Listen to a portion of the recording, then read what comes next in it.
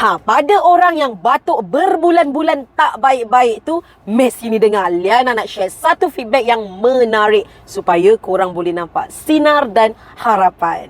Okey, jom kita baca feedback dia. Teh ni memang betul-betul berkesan. Aku batuk lama, kahak tebal. Minum tak sampai sebotol, terus elok weh, tak tipu.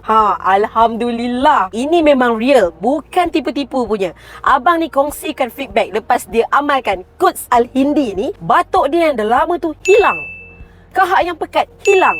Jadi daripada sini kita boleh nampak yang Quds Al-Hindi ni memang betul-betul berkesan dan mujarab. Bukan sebab ajaib guys, tapi sebab ingredients dia. Okay, dia ada akar costus, ada kayu manis, ada roselle, di mana semua ni bersifat antioksidan, anti-inflammation dan juga antibiotik. Itu dari sudut saintifik. Dari sudut hadis pula, dia memang adalah amalan sunnah yang memang khas untuk merawat masalah pernafasan dan paru-paru. Jadi memang sesuai lah untuk amalkan Quds Al-Hindi ni untuk tuan-tuan dan puan-puan di luar sana yang ada masalah asma, resdung, batuk, berkahak, sakit dada, mudah penat dan semua itulah. Jadi kepada sesiapa yang nak ikhtiar dengan Quds Al-Hindi ni, sila tekan link di bawah sekarang. Semoga bermanfaat.